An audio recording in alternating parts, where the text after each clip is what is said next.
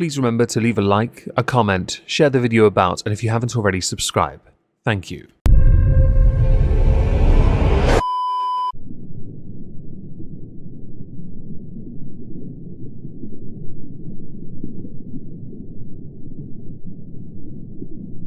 Well, isn't this just fantastic? On the 4th of September 2024, Drdisrespect tweeted, "Are people still streaming video games? What a snooze fest." Reply, "What are you doing, Doc?" Drdisrespect replies, "Relaxing in the Lambo with the windows down, back from vacation."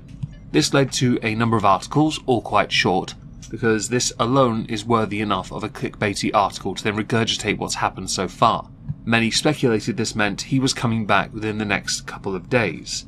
This is supported by the fact on the 5th of September, Drdisrespect tweeted out this video you see on the screen. The end of the video has a caption, simply, "Tomorrow." I probably should have pounced on this over the weekend, but it turns out I have a life, and also I wanted to wait and see how the response from the internet correlated to the return of Drdisrespect, along with waiting to see what he had to say, which he did eventually do in a 5-hour live stream on YouTube, which put him at the number 1 of the gamers, streamers, that area of YouTube. You can tell I go there often. He was the most viewed, number 1 in trending, demonetized live streamer. 20 minutes into that live stream, he addressed the allegations. And that's where we're going to go. There are many different perspectives and beliefs with regards to how he handled this. So I'm going to try and refrain from morally grandstanding a bit too much, although I won't deny there is some temptation here.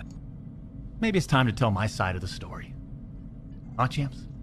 I'm going to be this person, and if you don't like me saying this, I don't care. If you owe an explanation on something as serious as this, it seems quite peculiar to do it in full cosplay. I can imagine you, if in a legal setting in a courtroom, turning up like this as well. I'm not even joking, I think you're the type to do that, champs. You see, there was a lawsuit pending, and as part of that arbitration, all parties were not allowed to speak publicly about the case. I respected those rules.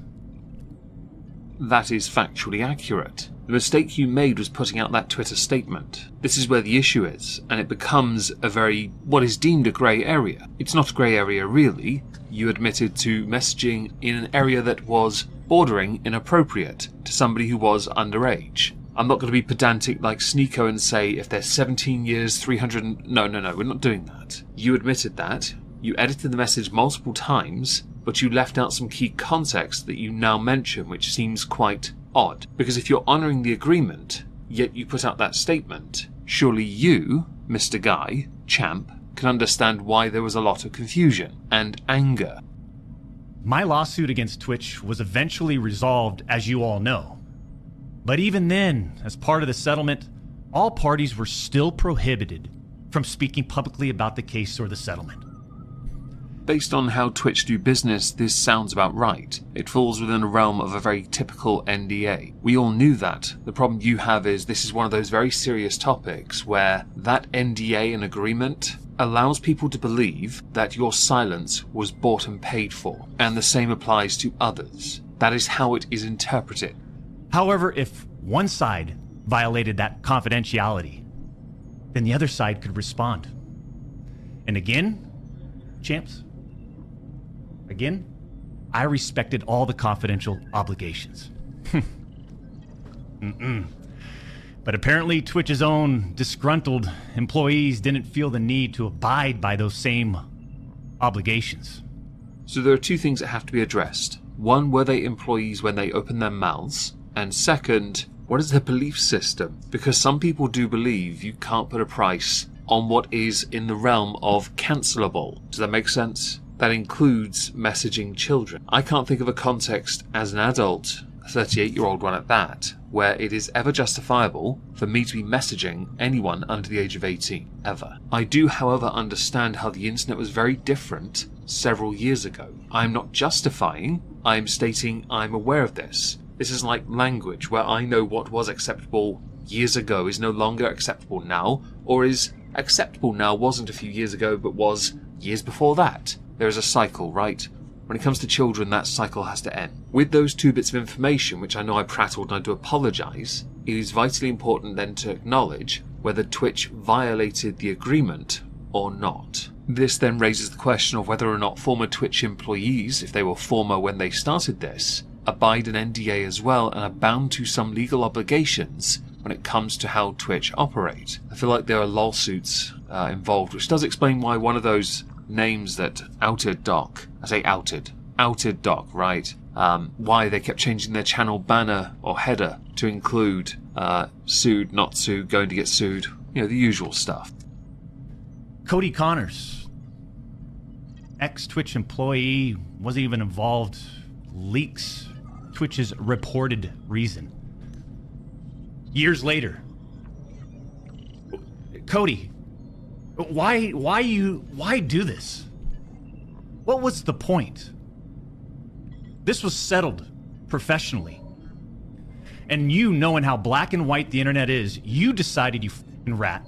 There has been, over several years, much in the way of confusion as to why you were banned from Twitch in the first place. Much like many who get yeeted from multiple platforms, Twitch is the one platform where you are never told anything publicly beyond a streamer ban's Twitter account. They might allude to it there, but yours was unique because no one knew. When it comes to Cody, I have no idea what their motivation was to out the situation, allegedly, I guess. In the context of this, I'm going to say allegedly for a little while. We'll get to it, don't worry.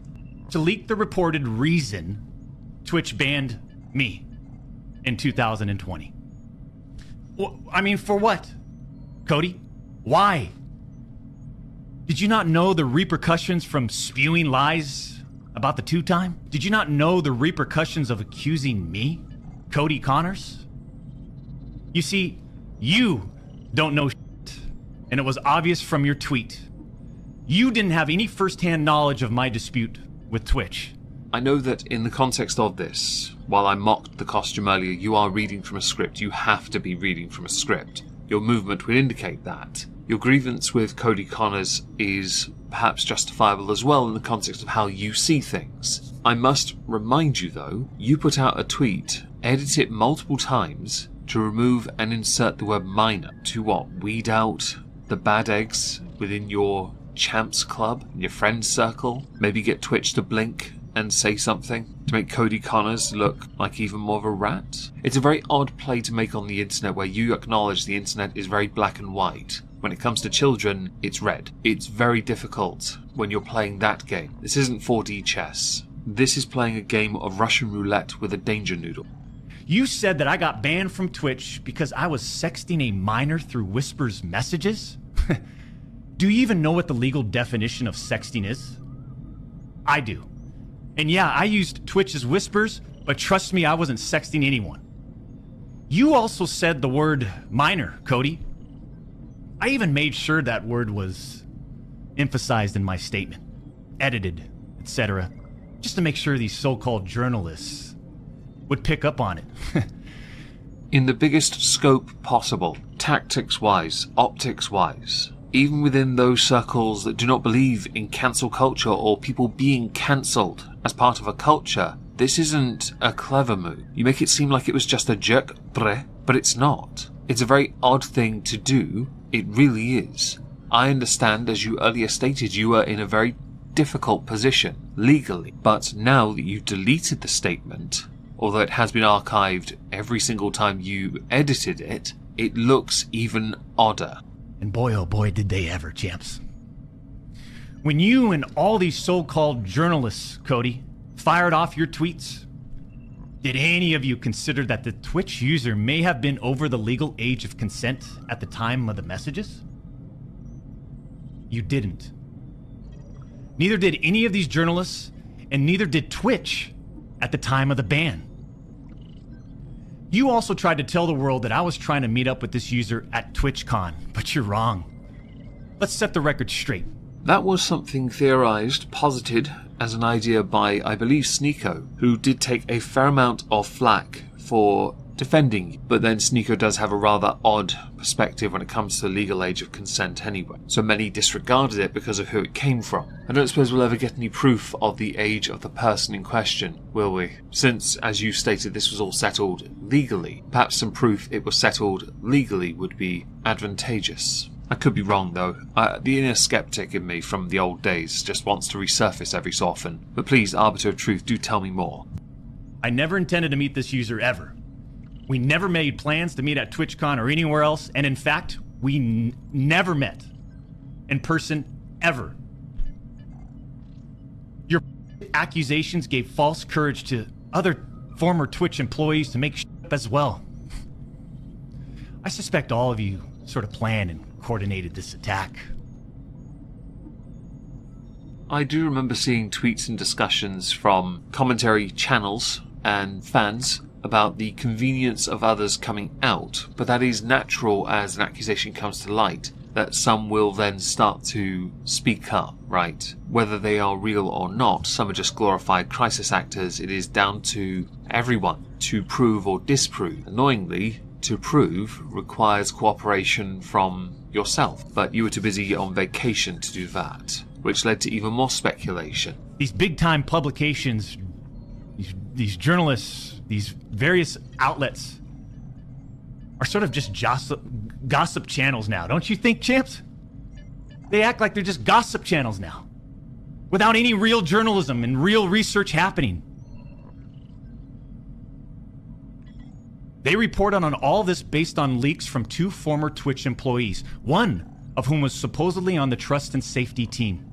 Firstly, trust in journalism is at an all-time low. It's never been lower, yet we are meant to believe them. And second, the Twitch trust and safety team, didn't that used to have Ferociously Stefan, who used to brag about wanting to ban people on a whim? I made a video on that person. Twitch's trust and safety team is an ironic name given to people who have far too much time and don't have a real job. If these anonymous sources worked on the trust and safety team at the time of my Twitch suspension in 2020, then you would hope they would tell the truth. But apparently that's just too much to ask.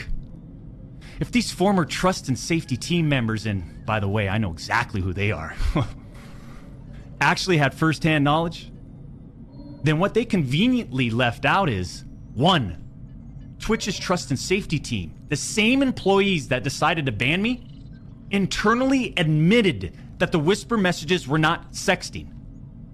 And 2, Twitch's trust and safety team, the same employees that decided to ban me, internally acknowledged that the whispers did not constitute child sexual abuse material CSAM. This does raise a number of questions, and I'm sure many on Twitter have done it already since you've been trending since this live stream, concerning the fact that in your statement you said bordering inappropriate. Now, of course, we can be pedantic and say you didn't cross it. Allegedly, according to you. We haven't seen the chat log, so we don't know this. We can only infer. No one applies listen and believe. We require evidence. If you think that we're just going to listen and believe, you're wrong. Now, we also understand, as you've stated, this has all been settled in a courtroom. Proof of that part would be quite useful, don't you think? If we can't see the chat logs, at least see the proof that it was settled, or that a judge agreed with you, perhaps. Cody Connors and these other anonymous sources are trying to paint a picture that I was exchanging sexually explicit messages and photos with this Twitch user. That never happened. I even used the word inappropriate, purposely. And look at how it's defined by everyone, champs. Huh? Including these defaming articles.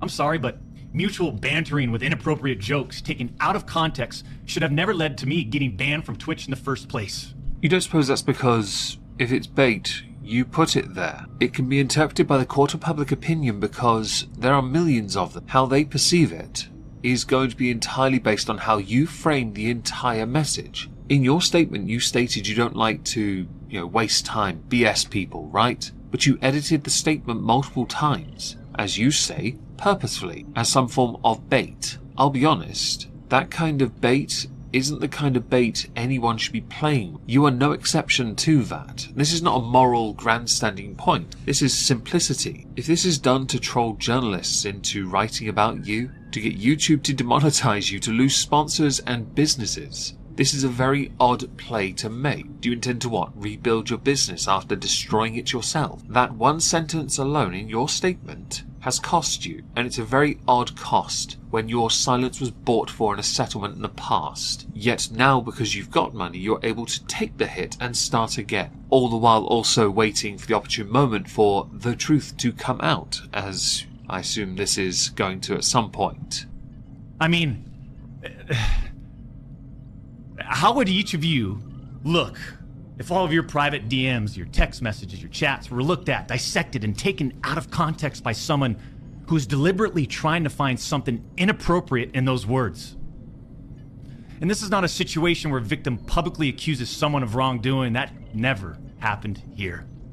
Okay, so that is a fair point. I won't deny that is a fair point. I do still think the chat log should be made public, but I do agree that how one goes into framing any kind of coverage concerning your Twitch ban could be seen as intellectually dishonest if they do it solely to dissect one sentence at a time. It's quote mining and cherry picking, basically. It's intentionally done for confirmation bias. I understand that. Your statement still doesn't do you any favors, though. We're talking about allegations that Twitch made against me as a half-baked reason for justifying their actions of suspending and shutting down my channel. Allegations that Twitch made without even a legal analysis of whether the whisper messages were legal! You see, I engage with my community. I engage with other streamers. And through Twitch whispers, I communicate with Twitch users. Conversations that consisted of a variety of playing games and gaming politics, content creation, random stuff. Is anyone else starting to think that perhaps the best way for Drdisrespect to have handled this from the offset would have been this, and not putting out a statement that he put out as bait? Because that statement has, to an extent, successfully managed to poison the well. He can deny that part if he likes, but to be honest, that is how it can be interpreted. The tactics behind this were wrong. The next part, Doc is going to explain some of the message bits. I feel it quite important to go through this, but my interruptions, for those who don't know, are based around what is called fair use, so I'm going to have to interrupt at certain points. This was the extent of my whispers with this Twitch user. On June 21st, 2020, my ex-Twitch partner manager learns that I exchanged whispers with the Twitch user. I'm going to mute this part because they're going to rail on their Twitch manager because they were the face of Twitch for a long time, yet they rarely ever featured on the front page, which spoke volumes about the amount of attraction there was surrounding the Doc, that he was able to pull in such an audience when Twitch themselves would never put him at the front. I do remember that because I used to watch him on Twitch. We got zero front page love. So after we signed with Twitch in 2019, we asked for a new partner manager. And just a few months later, that ex-Twitch partner manager is directly involved with getting me banned. Coincidence?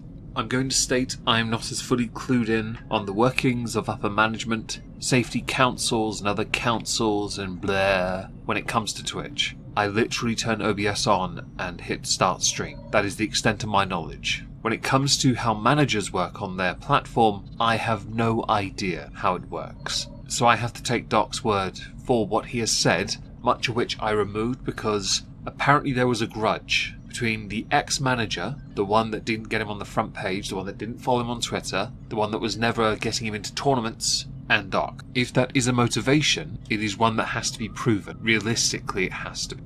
The Twitch user tells the ex-Twitch partner manager that they do not want to report anything to Twitch. I'll repeat that sentence one more time just in case anybody missed that one. The Twitch user tells this ex-Twitch partner manager that they do not want to report anything to Twitch. But this ex-Twitch partner manager encourages the user and even directs them to file a report directly with Twitch, even though the user told him clearly that we never physically met anywhere and that no photographs were exchanged. You might have forgotten to mention whether or not they were legal age or not. In the context of mentioning photos and inappropriate messages or meeting up, you should probably include that part too. On June 24th, 2020, Twitch's Special Operations Team receives and reviews the user's report. They find no issues and determine that it did not warrant any further escalation to Twitch's law enforcement response team. That would have been the end. That should have been the end. But that partner manager, oh boy, did he had it out. He had it out for the two-time. He finds out that no further action will be taken, so what does he do? I'm going to guess that he escalates it further, circumventing the apparent ruling to try and get a resolution that is preferable to them. If we are to, again, believe this so far. I'm trying to be neutral as best I can, I really am, but I will admit your Twitter statement just sticks in the back of my head and is causing a bit of fog. He personally escalates the report to a friend on the Twitch's LER team. The LER team, remember, that's the Twitch's law enforcement response team. He escalates the report to a friend on Twitch's LER team. So a day later, on June 25th, the LER analyst pulls the entirety of the whisper messages and begins discussing them with his director of the LER team. Mind you, this director is on vacation at that time and does not have access to their computer or work files. That's a bit sus, isn't it? I wonder, because I don't know how Twitch operates on this one, when it comes to the LERT, do they have access to them remotely, or is it solely done on a computer on site? Like, do you have access at home, or do you have to be at the office to gain access? This is quite a lengthy part, and I'm going to talk over it briefly before we get to a bit that's relevant. I don't want to cut out too much of his content here. It's quite important. Because we don't know enough about the arbitration, we do not know enough about much of it.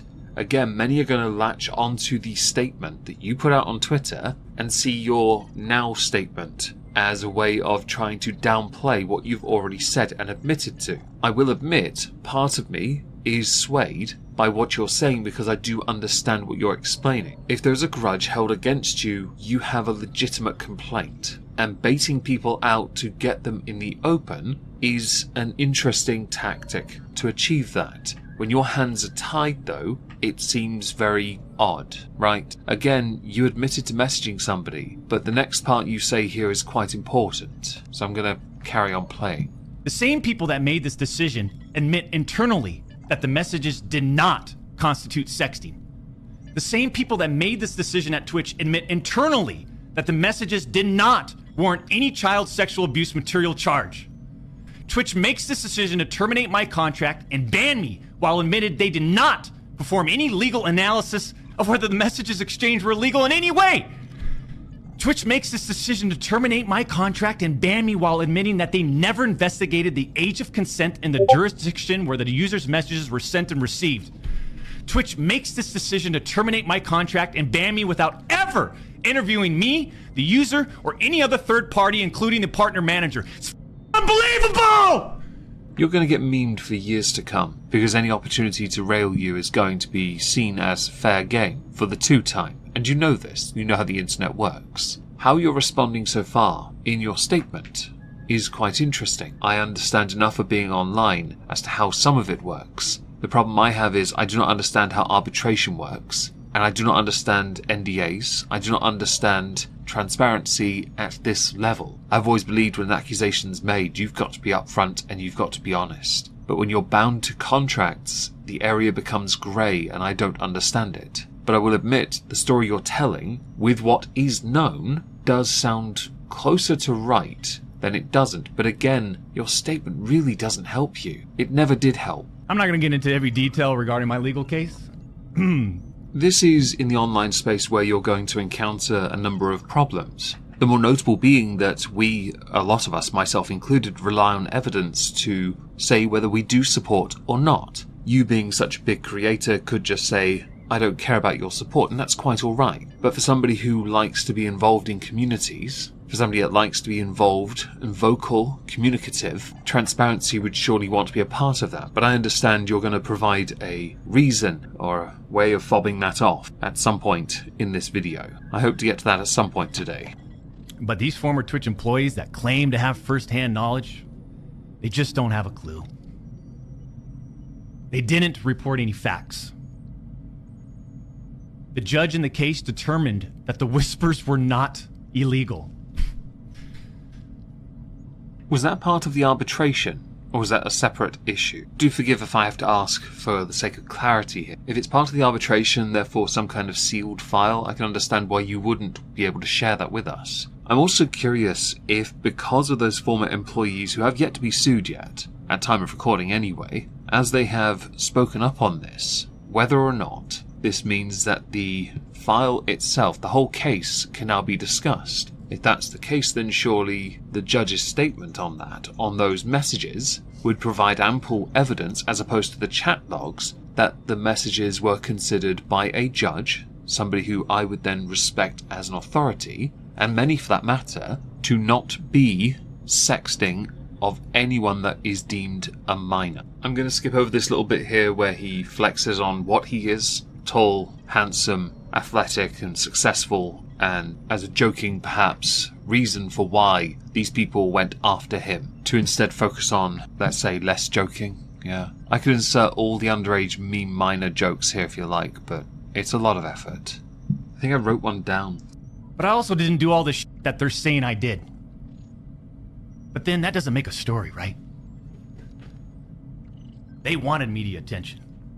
The media wants controversy. And by sensationalizing all of this with big, inaccurate headlines like sexting and sexually explicit, you all got what you wanted at the expense of the tube time. The reality is, they wanted to cut down the doc. Plain and simple. Well, it worked. You were removed from Twitch, and when you then did it, it worked on YouTube, briefly. Your numbers for this stream were phenomenal, I will admit. Majority likes, I should point out. I don't know whether the comments were cultivated, but they were all positive from what I saw. Most of the negativity was aimed at Twitter, via Twitter, and other Twitch streamers who looked at you and made minor-related jokes at your expense, because open season, right? I think Kick as well. Let's go with those. I'd just say streamers in general. This does fall within the realm of, because of a lack of evidence for the public space, of conspiracy theory. But since you live it, it can be seen as differently to yourself and your community, of course. I don't know whether or not your community fall within the bracket of simps at times. It's not my place to judge that. I'm merely speculating, because, again, there's a lot of grey areas and holes from a lack of information. And because, again, your statement did you no favours. You can try and say otherwise to root out their real evil, but it didn't do that. Take a look at some of these horrendous acts of Twitch streamers that were never banned. I've got some examples right here.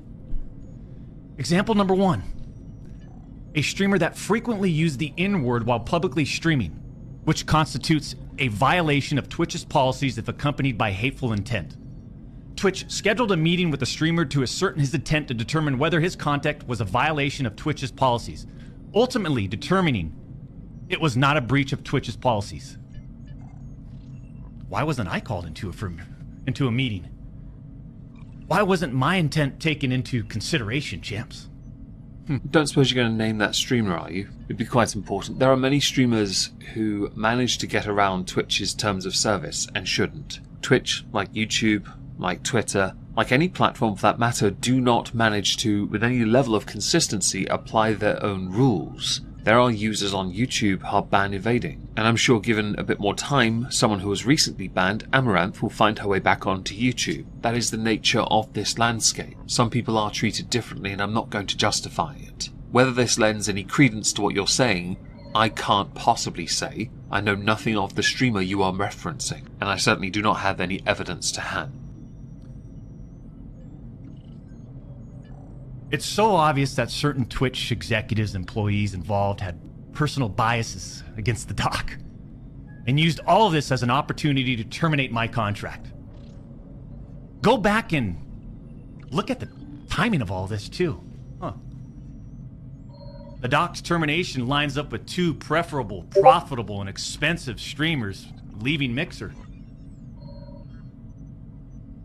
Are those the ones that went to Mixer in the first place to try and help it grow, like Ninja, who then came crawling back because the platform was dying a slow, painful death, but we all understood why they went to Mixer in the first place, because the money was phenomenal? Yeah, I remember that. I made a Mixer account. Never streamed there though, it was too much effort. Question. Is the implication then that because people like Ninja and whoever else that left came back, the Twitch were paying too much money out and needed to cut costs, so looked for an excuse to get rid of you? Because that's how that can certainly come across, right? Maybe it's a reach. I don't know. It might not be. It might. It has to be disregarded, though, because according to you, that's not relevant. Actually, it was because of somebody having a grudge against you because they were once your manager. That's where the ball started.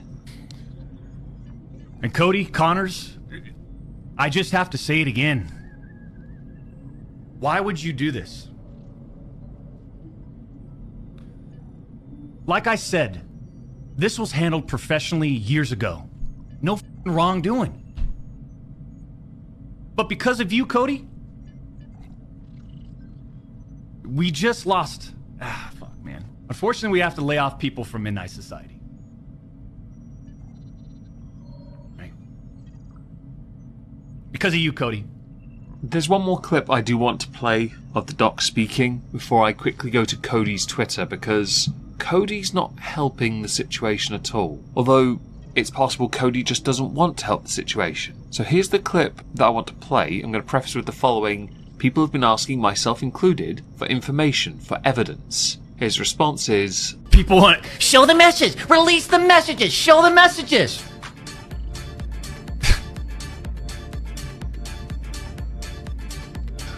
What are we, in second grade? What are you, a second grader? For those who don't know, that is age 7 to 8. Children don't tend to use the internet that much, but I'm not surprised you think they... I'm not going to make that joke. I'm impressed that you think, though, that kids are the only ones that ask for evidence. I never thought of them as intelligent enough to ask for evidence. They're more malleable. After all, impressionable. Over on Cody's Twitter, since the video came out, you have on August the 20th, qualifications in a tweet.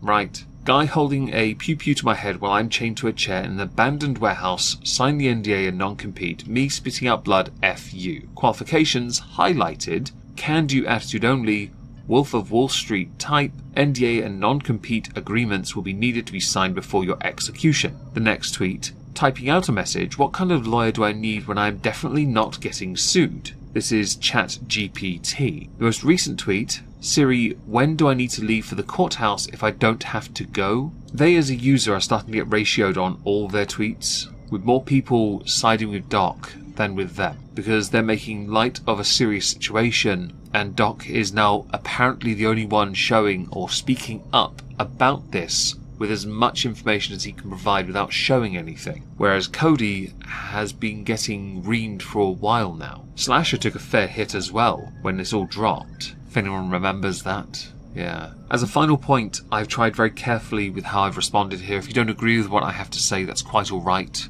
I'm not entirely convinced that Doc has exonerated himself at all, but I'm acutely aware that the debate about whether or not Doc trolled and whether it is a viable troll, whether Doc debunked with no evidence showing he debunked, is proof of his innocence, or whether his statements alone count as proof. I know that users like Keemstar did believe that this was a very well put together statement, and others did too in fact, but others believe that this is ass, quite frankly. I myself am very much on the fence because I really don't know what to think. I'm not as convinced of innocence, because I do still believe in the old skeptic ways of evidence provided. Citation needed, the teal deer of old. But I could be wrong. Maybe we do need to all listen and believe.